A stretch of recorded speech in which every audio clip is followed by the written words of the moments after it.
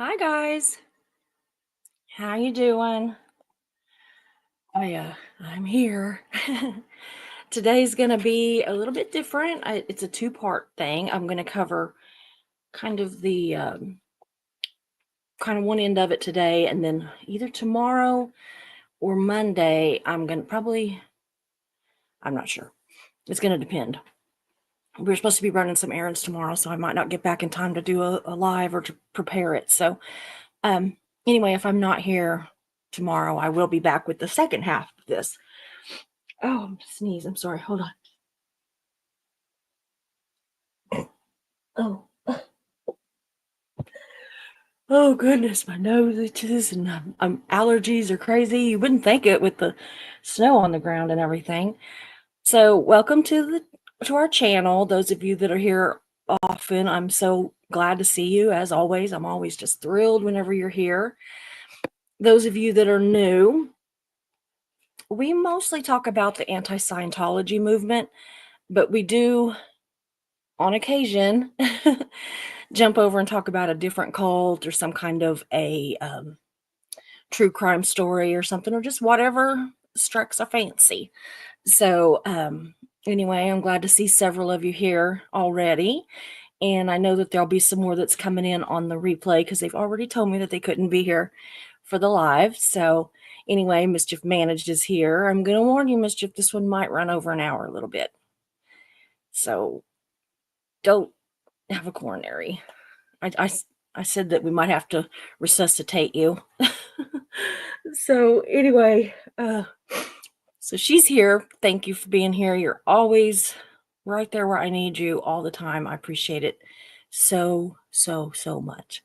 Marilee, you're the same way. You're always like my sister, taking care of me. Both of you, Mischief and you both, just take care of me and always like pet me up when I need it. And I don't know.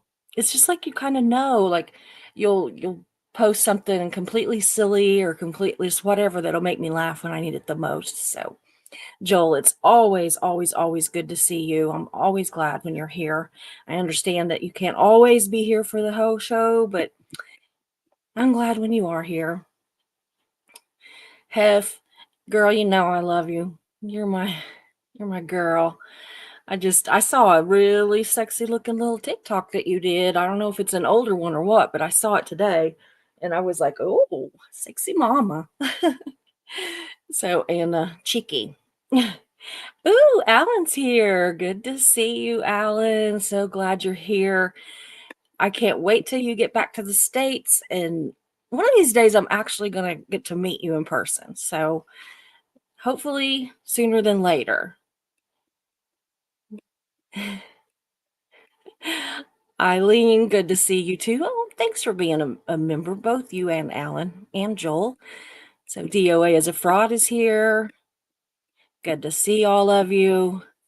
Just, yeah, everybody just talk amongst yourself. And if you have some kind of comments, please don't hesitate. All of you lurkers, whoever, if you have something that you want to say, Gary Mackey's here. Good. Another one that doesn't always get to be here or for the whole live if I go a little long.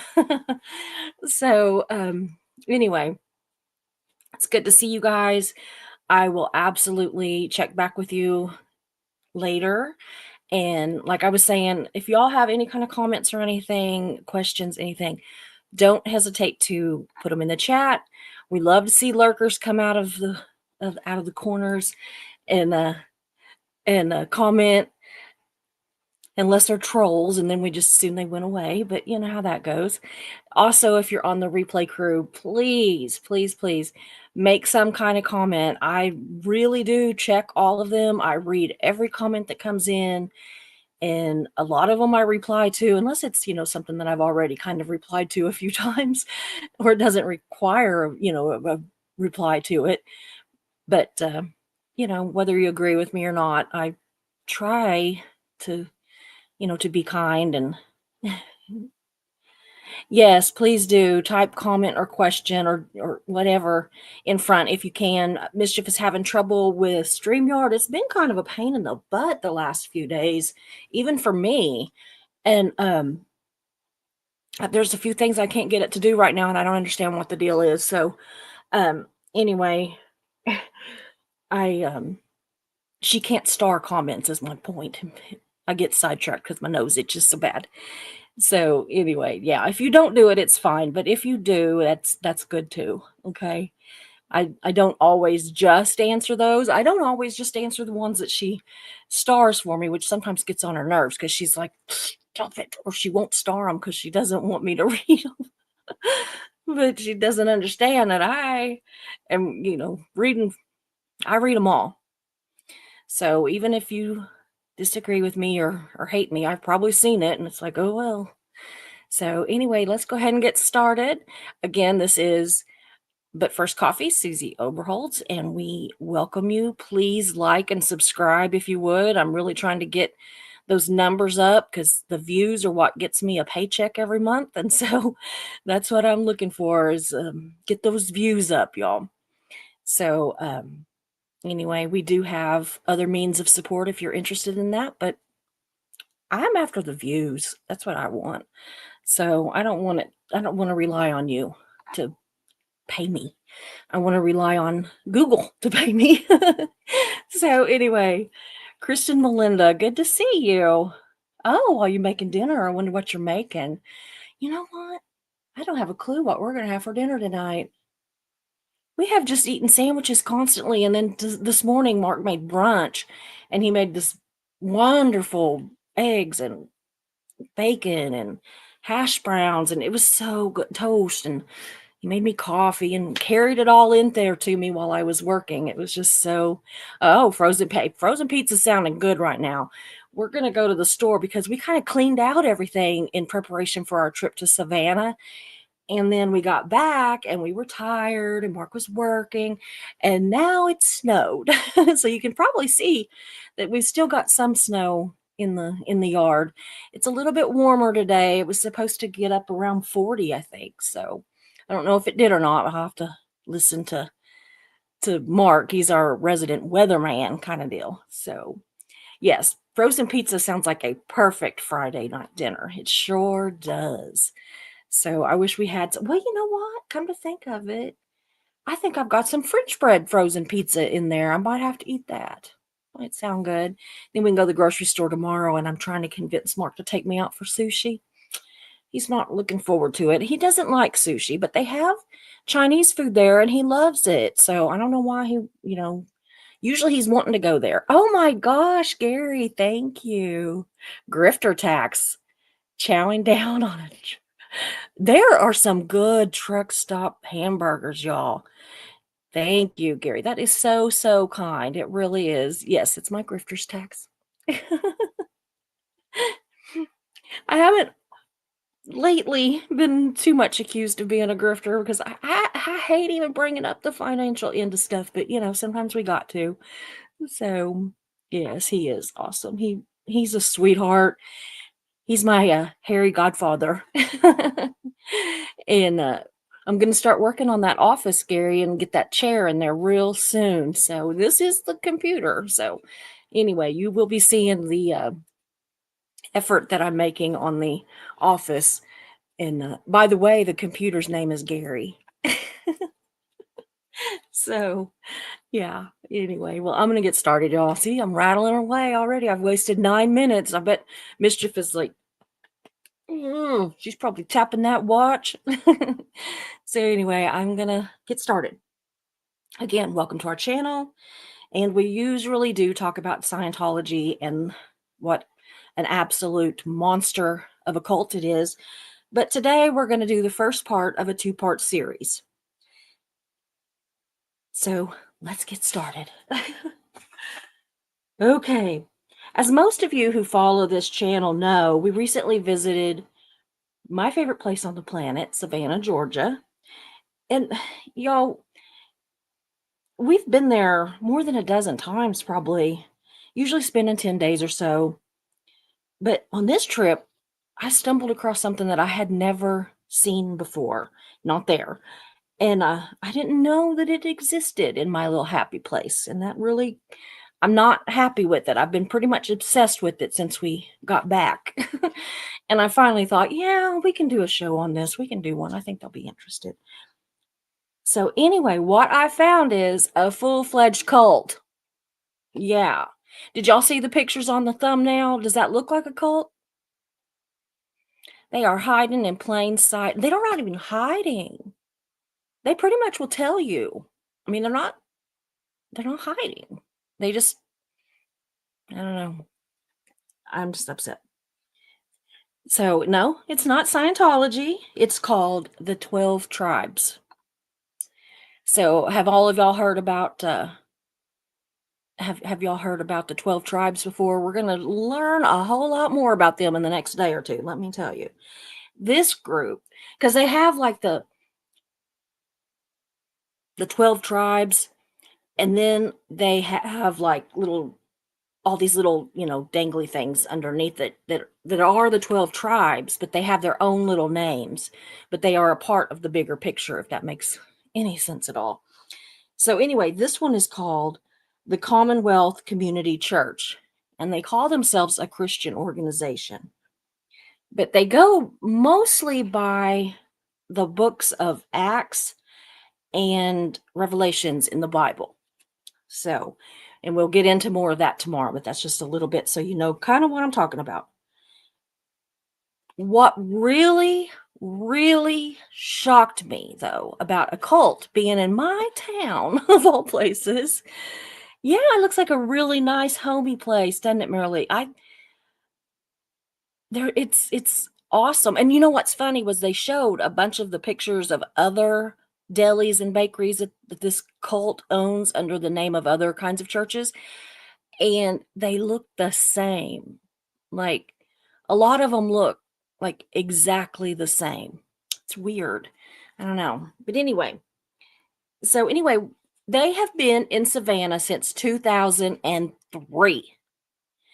Oh, this means that every single time that I've been in Savannah, they've been there. And I don't know why, but that just like it makes me ill. It really, really, really, really does.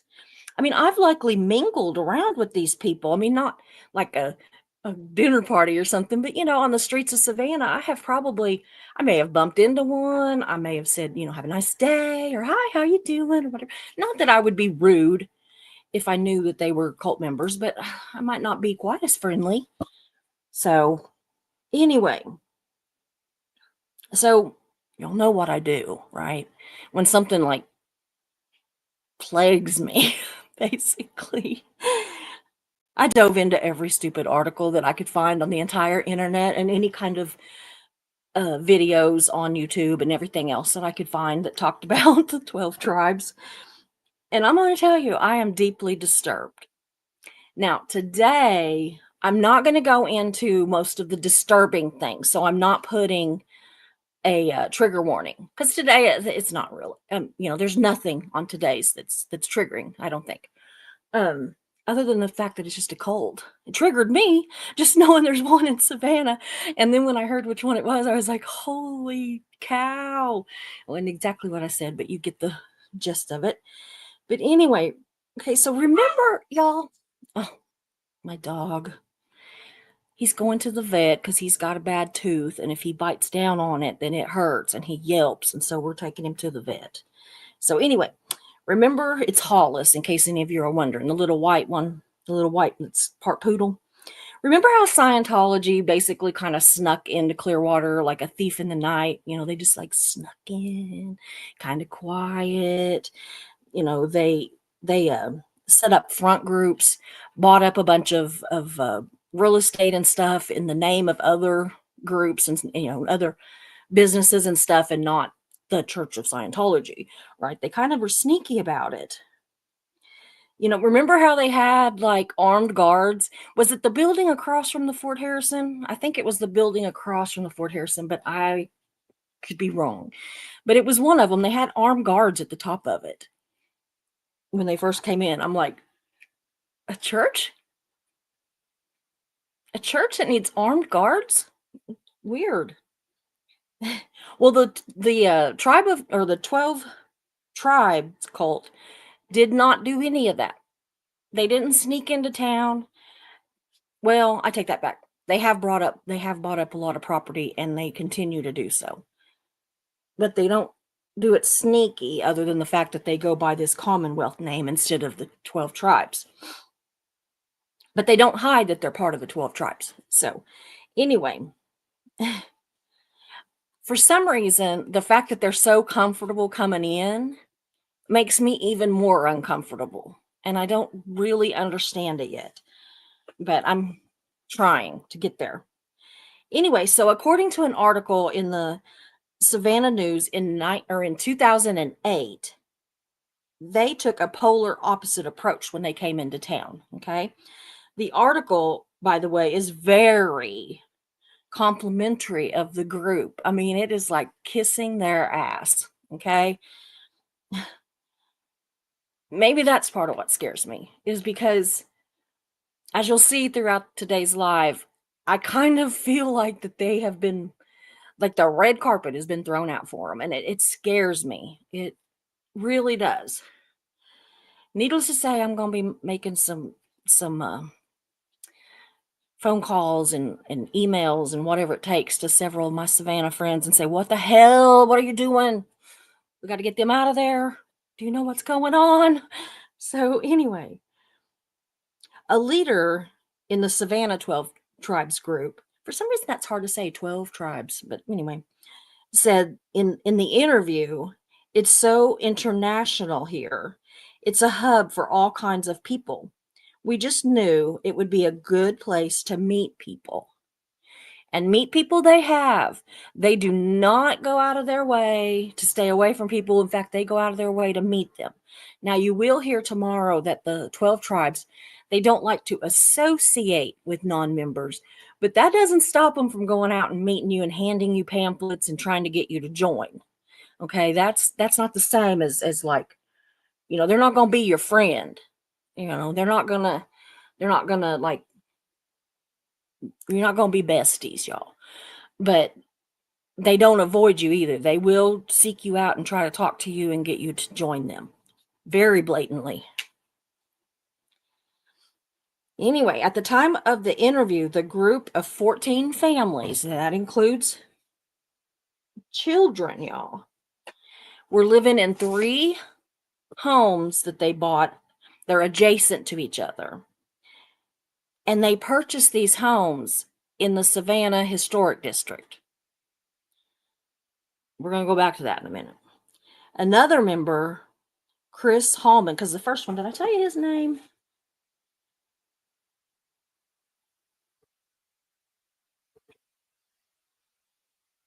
I know I wrote it down, but I don't know where it's at. Maybe I didn't write it down. It don't matter. Anyway, so this other guy, this Chris Hallman, said that he's even been asked if he's Amish or if he is a hippie. And he says, "No, I'm not either of those." But he says he understands because his long hair pulled back in a ponytail and the beard and the uniformly dressed friends that he's always with would get people curious about it, right? And they dress like this and they go, a bunch of them, at different spots down on River Street, which, by the way, is kind of a touristy spot in Savannah, and it probably, I would say, I mean, there's thousands of tourists that go through there every single day. I mean, every day of the year, including Christmas. I mean, it's always really busy. But they go down there, they set up in different locations, and they sell apple juice and fresh bread, homemade fresh bread. And so people are thinking, well, this is a nice little group. They're wholesome. They're like hippies. They're kind of bohemian, all that. No. 12 tribe communities around the world, which there are roughly 45 of them, about 3,000, maybe a little over members, which is not huge, y'all. But it's literally only been going since like 72 or something. I probably got that number wrong, but it was in the 70s. And so I'll know tomorrow or whenever I do the second half. But anyway, these 45 churches that they've got, they vary in size. Some are small, some are large. But anyway, this one started out with 14 families. And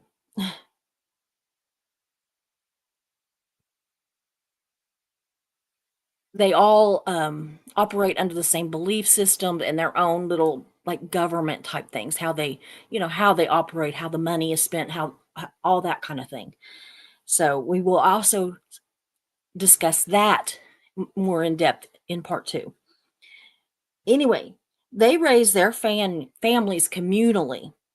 The women usually run the homes and they homeschool the kids and they prepare the meals jointly. So this one, like I said, they started with 14 families. Apparently, they've gotten several more since then. But all 14 families eat together, pray together, everything. They live in these houses that they're not connected, but they're just right next to each other, just boom, boom, boom, boom, boom. And then there might be another set over here somewhere that's got some connected. The men, they typically work in crews in groups owned by construction or that own construction companies, or in their bakeries or their delis. Yes, delis. Here's another name you might have heard before. The Yellow Deli. Some of the delis are called the Yellow Deli. This one's not. It's called the, oh God. Uh I know it. I'll be back to it. Anyway, they don't always have the Yellow Deli name, but they always or almost always look alike and are run alike and are ran communally.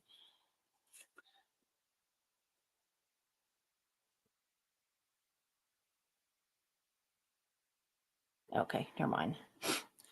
So anyway, this Holman guy said that he'd traveled the country by backpack in his youth before he settled down and got married and everything.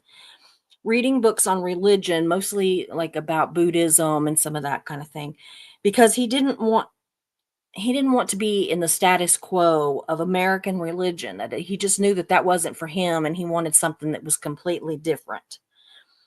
When he found the 12 tribes, he loved how they look out for each other, they raise their children all together, and how the love that they share for each other. He said that it's just a very loving community. Unless you're one of those children that starts getting beaten with a rod, literally, at age 6 months. We will cover that tomorrow. I probably shouldn't have said anything. But anyway, that's love, y'all.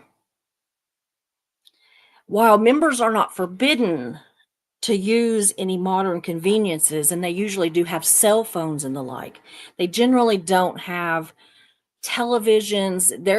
The stuff that they use is more about communication so that they can communicate with the other churches across the world and each other, and also communicate with people that they're trying to get into this cult. So, yeah. So he says that they do dress kind of primitively or modest by today's standards, that the women wear long dresses or pantaloons with plain shirts, and the men wear button-up shirts with khakis or jeans. You notice all these cults, it's always more weird. Like the stuff that the women wear is always, always, always more distinctive than the men. It's always the women that have to, can't cut their hair, can't wear makeup, have to wear something on their head.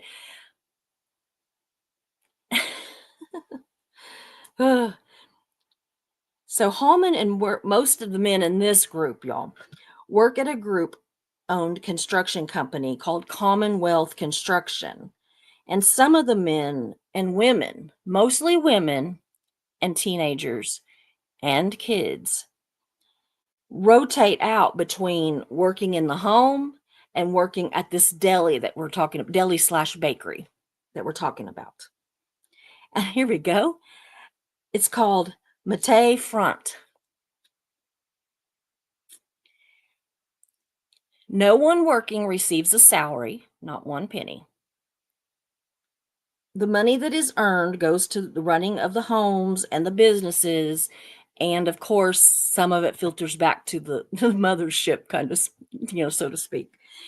They are given money for incidentals, like if they need something, um, but it's on a like, you gotta say, "I need to go to the dentist. I need to," whatever. I mean, it's like that kinda thing, but it's not like, "I kinda need a new blouse." No, not happening.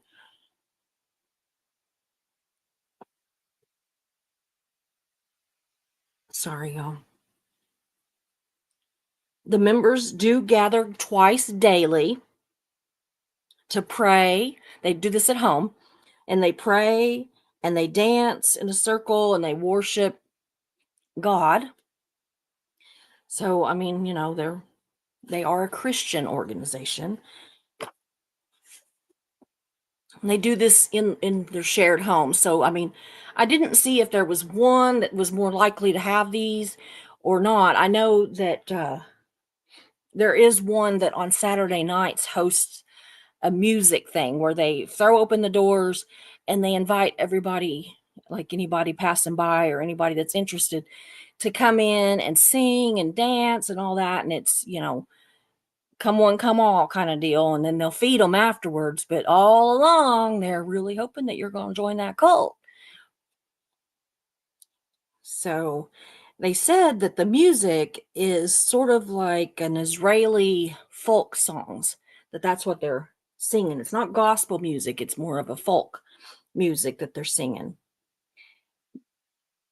They also opened their home to travelers.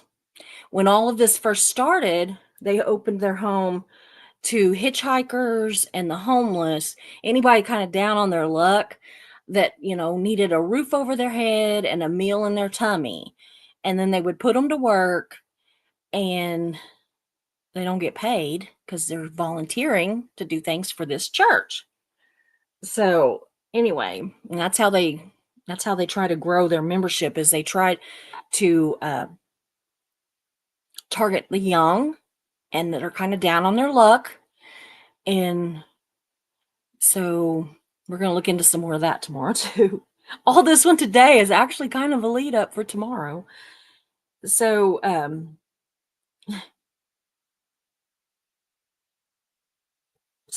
what I am really kind of upset about is that it seems like that a lot of the people in Savannah kind of think that it's harmless. They're taking care of themselves. They're really not breaking any laws. Um, so far that we know of, they are taking care of people. Keeping some of the people off of the streets. Of course, it's generally white people that they're keeping off the streets, which is not really the majority of the homeless problem in Savannah is not white.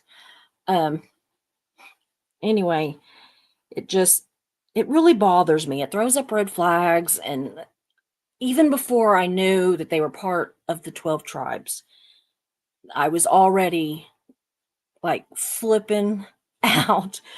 We were at the hotel and I was like, "Oh my god, do you know what is in Savannah?" And Mark and Karen are like, "I don't know." I'm like, "A cult. It's like right here, right down the road, like, you know, 5 blocks over." So y'all, I want to kind of point out what my actual problems are, like a little more clearly, okay? Because I've kind of been all over the place. So Savannah, y'all, is very laid back, and it is so used to seeing everybody. Okay. I mean, in Savannah alone, you can see anybody from a homeless person to some old money, and they might be sitting on the same bench, y'all. Like, I'm serious. And everything in between. You see celebrities. It is not a big deal to see a celebrity. It's not a big deal to see a homeless person. It's not a big deal to see some of these families that live in those houses. It's got 20 bedrooms and probably 40 bathrooms. And I mean, it's not It's not unusual. So, like, if these people moved into the town where I live or even in Tulsa, we'd be like, "Well, that's a little odd," but not there because 'cause they're used to it, right? It is the absolute perfect place for a cult to blend in. Absolutely perfect. And the weather's even good. So, what I wanna know, it's another one of my problems, but what I wanna know is how does this little group, right, of 14 families who by all, everything that you can look and see and everything, they're not rolling in the dough, okay? You know, they're they're not rolling in the dough. They're living very, very, you know. So anyway, how do they afford to buy multiple properties in the historic district of Savannah, Georgia? I mean, I know it has to be coming from the 12 tribes, right? So it's not that they're just some little offshoot over here minding their own business. No, they're giving money and getting money from this bigger organization. There's no other way around it. There's not another way. Lower end properties in that area, we've looked, trust me, sell for $1 million and more. They go up from there quickly. And so I mean, it's nothing for a house that needs renovated to go for $7 million and then needs $7 million worth of renovation. So it doesn't add up, you know. And I realize that they're sharing homes and that they're a church, y'all. So guess what? Let's not forget that pesky tax exempt. Yeah, because just like Scientology, they're a church. And they don't have the overhead that it would cost, for paying their workers because everybody works for free. And they bring you in and they feed you a meal and then guess what? You get to work for free too. And you get to work for free. And oh, we really need some help. Could you maybe work 16 hours a day, 7 days a week?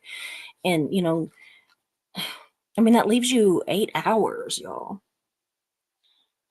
Another thing that bugs me is that they sell their coffee and tea. They've got it bagged up. They've got a factory. Okay. They've got a factory and they sell their coffee and tea. Not specifically this church, the 12 tribes, which this church is a part of, has a factory. And they sell their tea and coffee. It's all bagged up in these real pretty, fancy. I put a picture on the thumbnail, y'all. They sell them at Walmart and Amazon. And nobody knows that they're buying that coffee and tea and it's a cult. Karen, if you're watching, that's another tea you're going to have to add to your list that you can't use. Remember the little problems with the mom. I started to call her your mother-in-law, but she's my mother-in-law, not yours. She's your mom. So anyway, and on a personal level, they've done a lot of work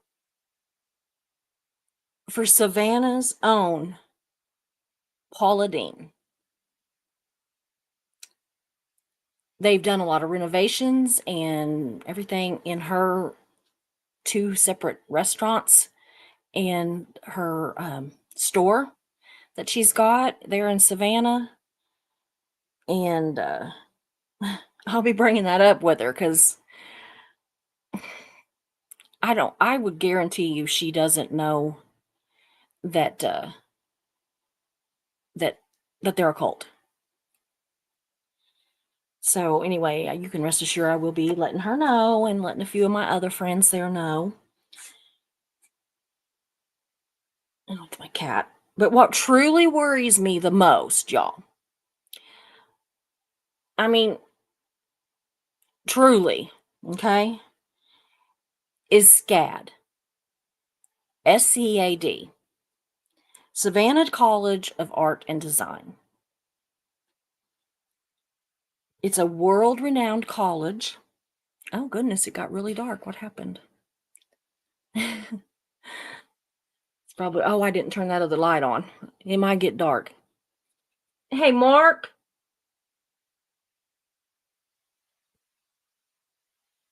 Let's see if he comes in here. Can you come turn this? Oh, never mind. It is on. Can you turn the kitchen light on? Yeah. See if it'll help. It keeps getting dark. No, the peppermint tea that we use is not. I can't think of the name of the one that is. Oh, goodness. It's the one that people drink it a lot. No, it's not the one that we drink. It's the one that everybody talks about all the time. What, babe? I can't remember. Yes. I can't remember. Does anybody remember that one? It's really popular. No, that's not it either. But anyway, the College of Art, Savannah College of Art and Design, the world-renowned college. There are more than 14,000, some people say 17,000 young adults, mostly from financially sound families, roaming the very streets, y'all, that this cult lives on and has their deli and bakery. I'm going to try to see if I can look this up real quick. It's going to drive me nuts, y'all, so I'm going to look it up. So, yeah, all these kids are walking around these streets, going to this. Oh, it's not showing the one I want. Oh, Celestial. Mark said it started with a C, and he was right. Yeah. That one is owned by a cult, too. So y'all go back to the one that I get, which is Allegro. Okay? Allegro tea. Not cult owned. So anyway, there's, 14, 17, whatever of these kids that are walking the streets. They're going into this bakery and getting tea because kids love tea and coffee and all that, right? These teenagers and early 20-year-olds like all this. They're going there. It's in a really cute little place in the heart of the historic district. Ugh, y'all.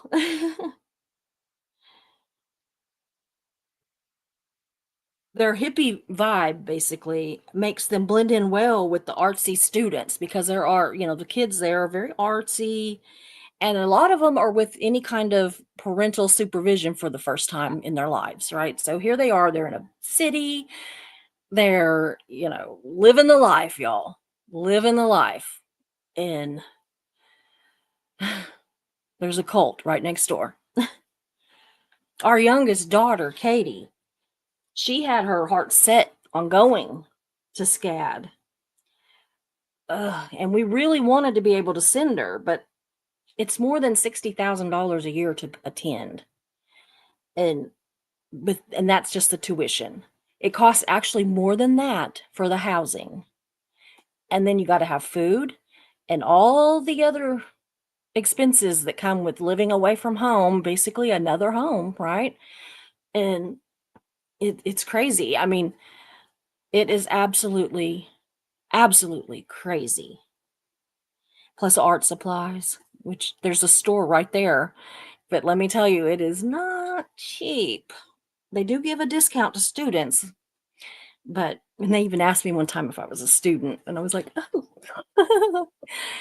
But, then they added, or teacher. So I was like, no. But anyway, we couldn't swing it. So she didn't go, and now she's a teacher. So, or at least professionally, she's a teacher. She's still very artistic and does great things with the kids and everything. So both the girls are very, very talented and would have benefited from SCAD But it just makes me sick that there's now a cult right there, right in the middle of our impressionable youth. Or, it's just absolutely insane. It scares me. It truly, I mean, that as soon as I thought about it and knew that, I was like, oh my God, they're right next to all these kids, just like Scientology does, right? Just like Scientology. See, SCAD doesn't have like a huge campus where you go we go over to Stillwater here, and OSU is there, Oklahoma State University, and they have a huge campus, and there are a few little things that are outside of the normal campus. But for the most part, when you're on campus, you're on campus. And the housing is on campus, and then there's some on the outside, and then you can also rent from individuals just like these kids do in at SCAD.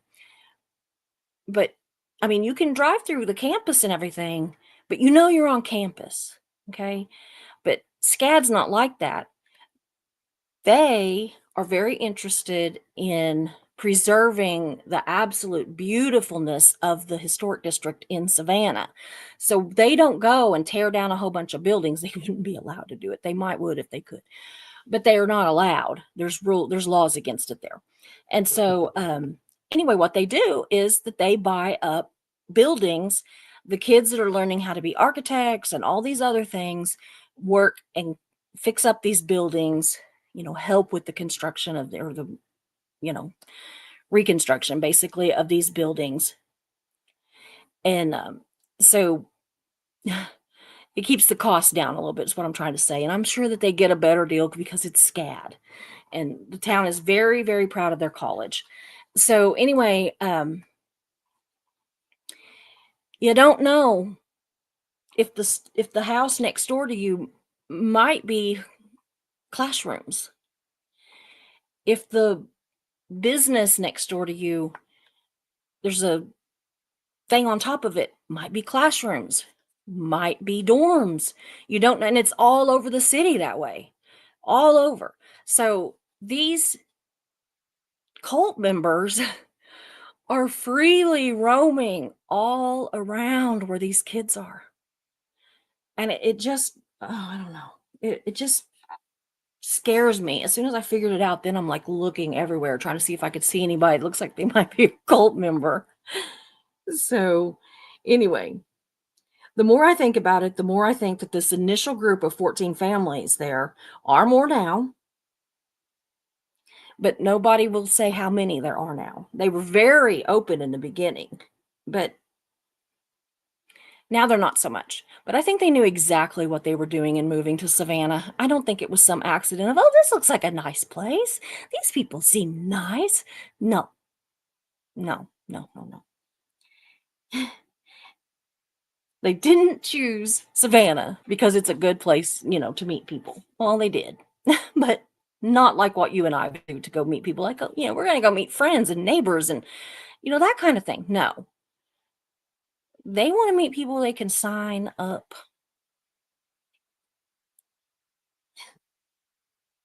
So what I see is a group of a known cult that moves into town, buys property that is out of most people's price range by far.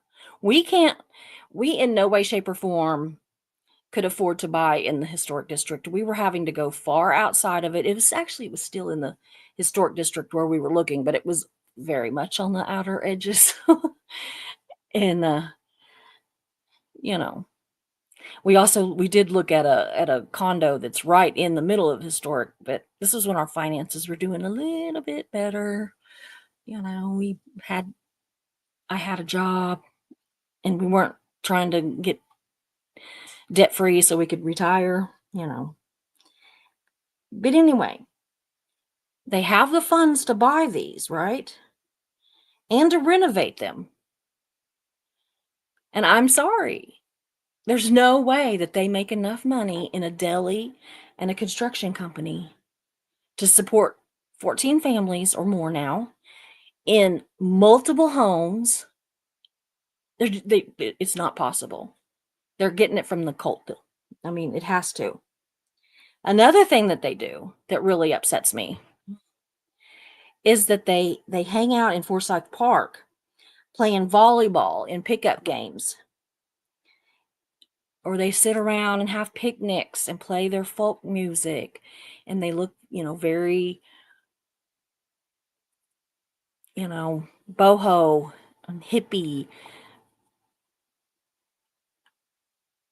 They're smoking their joints, the whole bit, because that's not illegal there. And what's there? A bunch of kids hanging out in the parks, ready to play volleyball, ready to, whatever. And they are embedding themselves in the lives of these college kids, and nobody seems to be paying attention to it. And I don't understand. I mean, there's a few people here and there that are throwing a fit, but very few.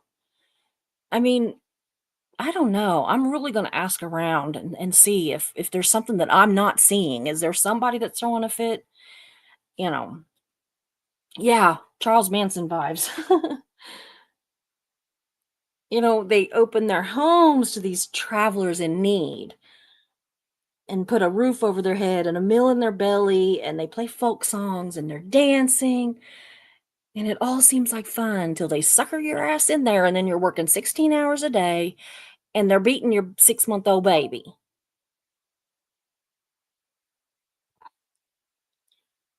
They're also, very much endearing themselves to local businesses and celebrities. She's not the only one, y'all. And again, Paul is very naive about things, and I guarantee she doesn't know. They're so busy. They're not looking into all this kind of stuff. They're not. They are busy and gone all the time, and I guarantee they're not looked into it. But, they do go around handing out their little flyers. They're very expensive flyers. They're not like something that, I made on my computer kind of deal. These are professionally made. They're everywhere. They hand them out in their delis. They hand them out anybody that stops to talk to them for a second on the street, that whole bit. And while they're selling their apple juice and their bread. I wasn't able to get a number of how many people are there now, but I did talk to some locals who said that they have heard that they have purchased many more properties in town and that they are growing. And so, I don't know. They say they buy these properties with either the intent to fix them up and resell them or to move more church members into. But it's always in the historic district. And I tell you what, Savannah, they make a lot of money off of their historic district, and it's really bothering me that it really, not only are they targeting the kids, but they are also potentially messing up their tourism. First of all, if there's a big cult in town, you see what happens in Clearwater. How many properties are they going to buy up before they start shutting everything down? It's just, I don't know, y'all. It really worries me. So part 2 of this little deal is going to dig more into the 12 tribes end of it and their history and why people consider them a dangerous cult. It's not all just folk songs and dancing and volleyball games and homemade bread and all that. No, it's not. And a lot of it is dangerous. Is the Savannah sect a case of a wolf in sheep's clothing? That's what I think. Would you be worried if this was your town? How would you feel if you were a resident of Savannah and you knew that a cult came to town? The cult was right next door, y'all. Right next door. I want to see what my chat has to say about it. And I really want to see what the replay crew has to say about it. I really do. I'm a little bit obsessed with the fact that there's now a cult in Savannah. Now, I'm not going to lie to you. We're also going to look into a couple others that are in Georgia just because they have ties to others. And so they came to my attention because it's Georgia, y'all. But I'm gonna also be on the lookout for other places that the 12 Tribes has infiltrated. So if y'all hear anything about it, please let me know. Please. And unlike Scientology, this cult is growing. It's growing slowly, but it's still growing. And one person is too many, as far as I'm concerned. And I don't think that it's by accident that this group settled, y'all, in a huge tourist slash college town, right? In an artsy, touristy college town. Oh my gosh. I'll tell Veta. Thank you, Gary. You're so sweet. So anyway, I'm gonna definitely eh, be talking to Paula and stay tuned for part two, y'all. Now let's go see what my chat's talking about. I see it rolling around a little bit, so we're gonna see. Well, if I can get it to move, we're gonna see.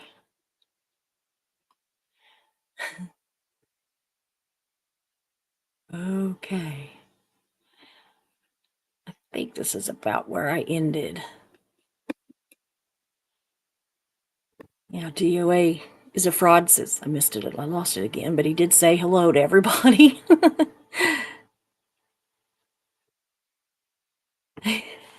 Yes, Hef, it was the one with the. I didn't realize there was a filter, but you did look good. But yes, that you were flipping the bird to fake people, and you had on some really pretty red lipstick. Yeah, I don't have a sexy look. Like you had this like sexy look on your face, and if I do it, I look like, you know, I'm like all mad or something, or just like something seriously wrong with me. I don't know. It's just not there. Like I have resting bitch face. So whether I'm trying to look sexy or just not trying to look anything, I look pissed. Everybody's saying hi to each other. I love that. Yes, DOA is a fraud. Please remember to hit that like and subscribe, please. That I reminded you yesterday. Yep, Marilee's reminding you also. Krista Melinda is making that frozen pizza. Yeah, Alan, you are going to freeze your little butt off because it is summer there. And it is not going to be summer when you get here.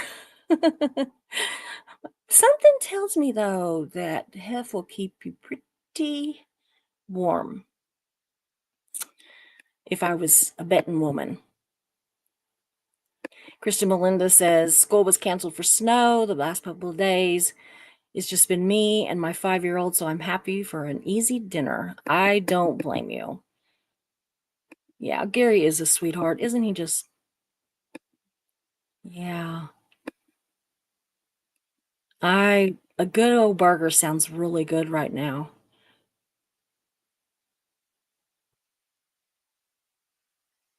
See? She's got a big butt to keep you warm. Hmm. Yeah. Aw, he'll be glued to her for sure. Ellen. DNV 1983. Good to see you.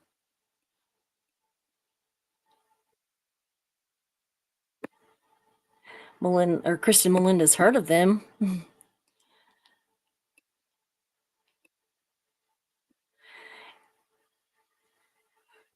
I love sushi too. Mark doesn't like it. Now, I will admit that I'm kind of a, you know, mm, I don't like the texture of raw fish.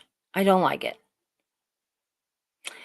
I eat my steaks almost rare.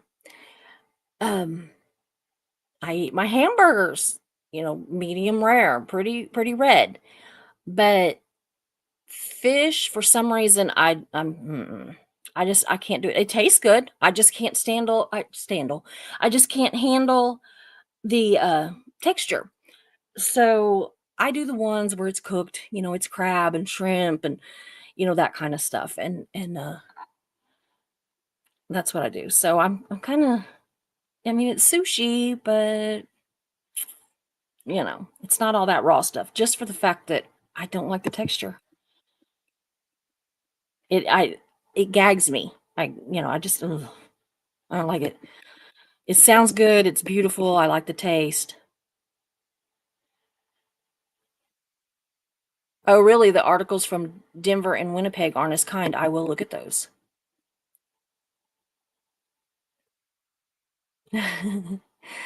Literally, no one's here catching up on chipmunk speed.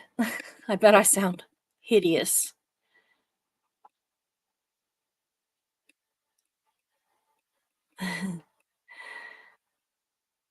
Mischief is having computer issues, so stay out of trouble. Yeah. Yes, it is horrific, Chris and Melinda. It absolutely is.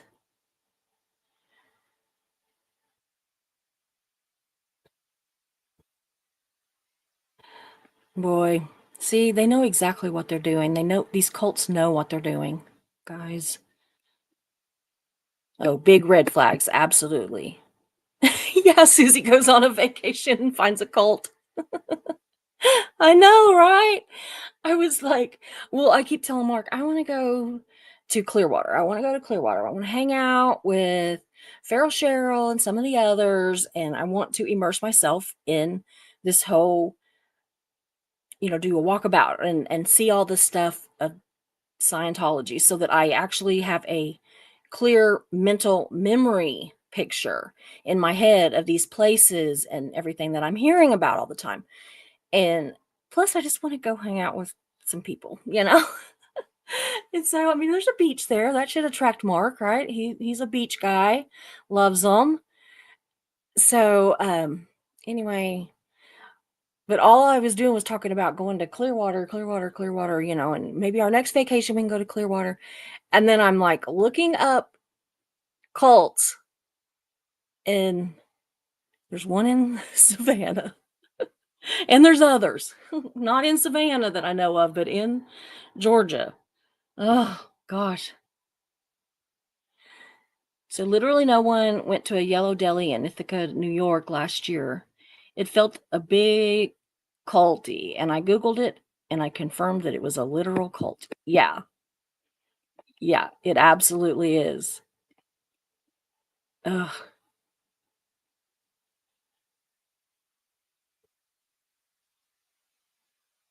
Marilee says that there's one in the city that her youngest sister lives in. They've been in big trouble from not paying members. Well, depending on how they set themselves up, they don't have to. They can do it as a donation. And, you know, yeah.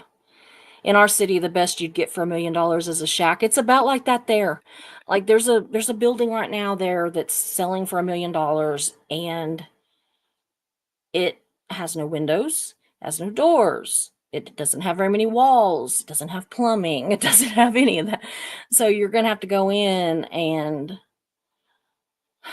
really, really redo everything. And even if you're not having to pay your employees to do the work, all the supplies are going to cost a lot. There's no way they're doing that. There's no way.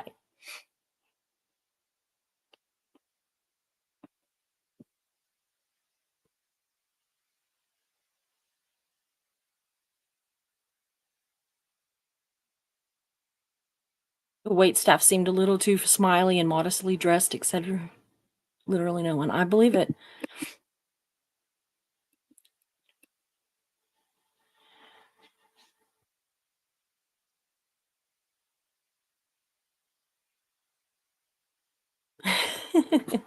CO Bill, I lived in Ithaca, and a guy on my floor went to some weekend thing at the Yellow Deli people's property and said that it was very weird. Apparently, the juice bar was good, though. I bet it was. They say the food is delicious, and I bet it is, but I could not make myself go in there.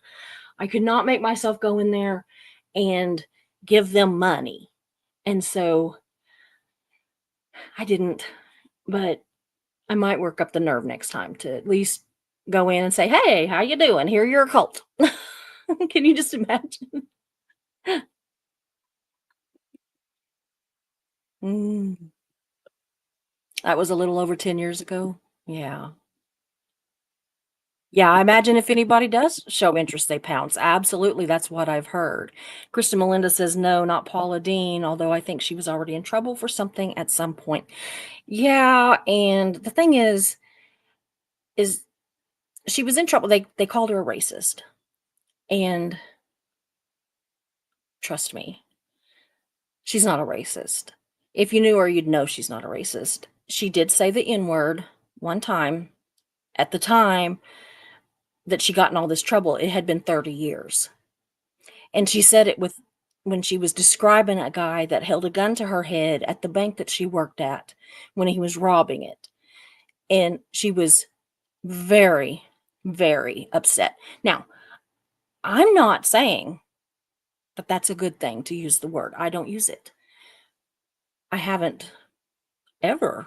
I don't think I've ever. I mean, I've said it, usually repeating something that I heard, but I don't even do that now. I She doesn't either, is the thing. Um, the woman that stirred up the pot with that had worked for her for 30 something years and had surgery and didn't have any place to stay. She needed somebody to be with her. She could stay at home, but nobody could stay with her, and she didn't have any. So Paula moved her into her house for like 6 or 8 weeks and took care of her, fed her, bathed her, all this stuff. And then the woman got with some others and figured out that, you know, she kind of liked living the life at Paula's house, I guess, when she went home and figured out she could sue her and maybe live a little bit better life. And so that's what they did. And in the meantime, they just about destroyed a very kind woman that did not deserve it. I would put a lot of money on the fact that she's not a racist. And I know a lot of people, a lot who happen to be black, that don't believe that she is in any way, shape, or form a racist. So, you know, but yes, she was in trouble. So I don't want to cause her any trouble for hiring a cult because I don't think she knew. And so, I mean, she probably knows her a little weird. I mean, you can kind of get that, but you don't understand when you're looking at somebody and thinking, well, they're a little odd, because they're that again, it's a town full of weird people. I mean, it is weird. Okay. I love it there, but there's some weird stuff that goes on, y'all. Oh my goodness. The stories. So anyway, but yeah, that was what that was with Paula. I know the woman's name and I can't think of it, but I don't even want to out her. She'd probably come try to sue me or something, which I don't know about anything she could want. So anyway, so yeah, no, the peppermint tea that we drink is not cult owned. It's the celestial one. Yeah, merely that is it.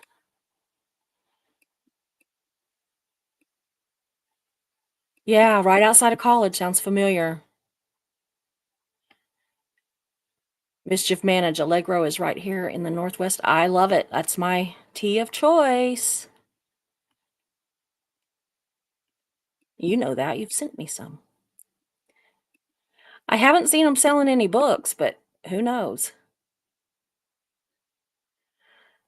Oh, my girls are now addicted to peppermint tea. Allegro peppermint tea. Thanks, Susie. I love it. I'm addicted to. I'm going to have a cup in a little bit. I usually try to drink coffee when I'm doing my show, kind of keep me up and going. And then I do my tea to bring me back down and let me rest afterwards. Yeah. How does anybody afford that? Exactly. Exactly. That's why the majority of the people that live in the historic district come from money, either old money or a lot of new money. A lot. But I mean, like I said, $1 million is not buying you a house that you can move into. Okay.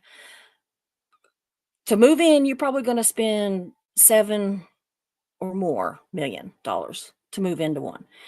And that's not going to be a fancy one. It's going to be, you can move into it.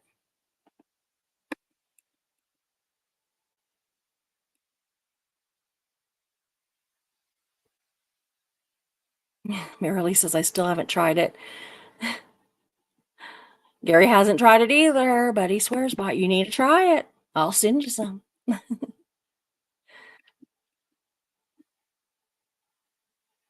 Oh, that is so sweet, Gary. He set up a subscription for them so they get a box each month. That is very nice. Yeah, that is very nice. I took several little tea bags with me on vacation so that my sister-in-law and I could have tea if we wanted it. So she's got problems where she can't just eat or drink just everything. She has a lot of stomach issues and stuff. So, yeah, Gary is a good dad and a really good hairy godfather. Yeah, Marilee, I don't doubt it. Absolutely. Yeah.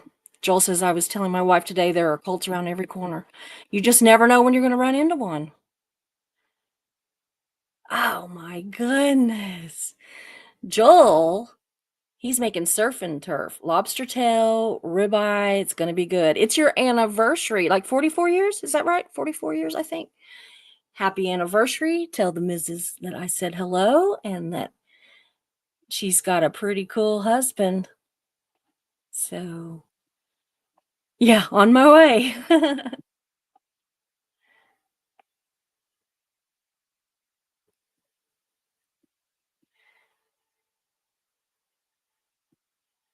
Yeah. Mischief won't intrude on them. She just wants a doggy bag. Yeah. The members are being confused or abused, manipulated. Yeah.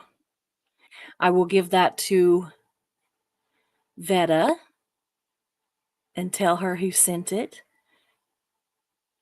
I don't know. I don't know if she'll choose a Timu haul. I I mean it was just Christmas. So, and then she got that stuff yesterday, but you know what she was the most excited about was that silly little fake grill.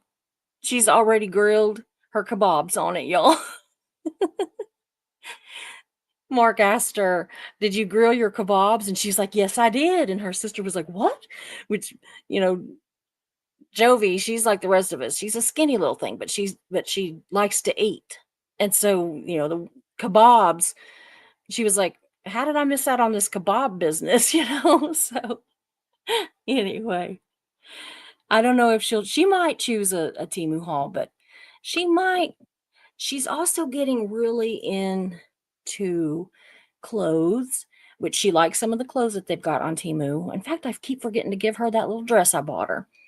But she's really good at saving it. Now she probably will save it for a while because she's trying to save up so she's got at least $100 because she thinks that Jovi's got $100.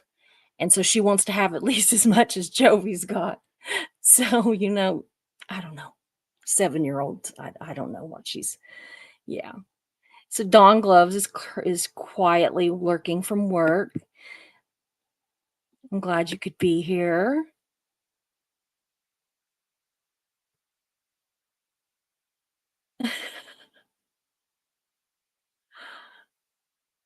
Yeah, I knew the lipstick thing was oh, you got 11 inches of snow, Gary? I don't know what we got. I'll have to ask Mark. We didn't get that. But we got a pretty good covering. The kids built a snowman out there that's probably 6 foot tall or something. I hope it's killing some ticks. I hope so. I mean, we had ticks on our dog not very long ago, way later than normal.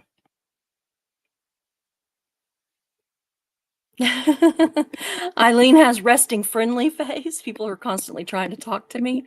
They're constantly asking me questions. I don't know if they think I work in every store in Stillwater or what, but I get people walking up to me all the time asking me where something's at. I go to the mall. Do you know where such and such store is? Or, it's, you know, yeah, Standal. Can't stand and handle all got together. So we're gonna have Standal along with the pee pee stick from the other day. Yeah. We'll have to start doing a dictionary. Yeah, we have boho, standal.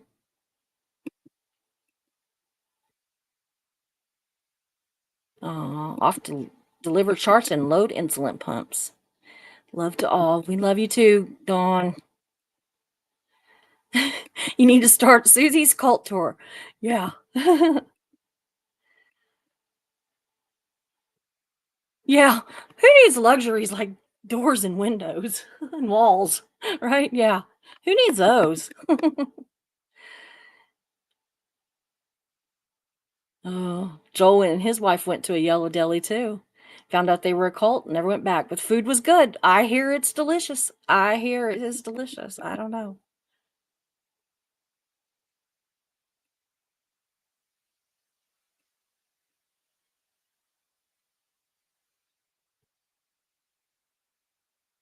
Oh my God. If she doesn't like it, she's crazy, Joel. I absolutely love cameo necklaces. And I think that most women do, and especially the vintage ones. So from 1930. Oh, yeah.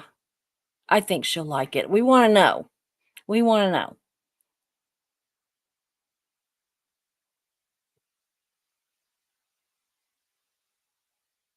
Aw, thank you, Gary, for gifting memberships. You are on a roll today, my friend.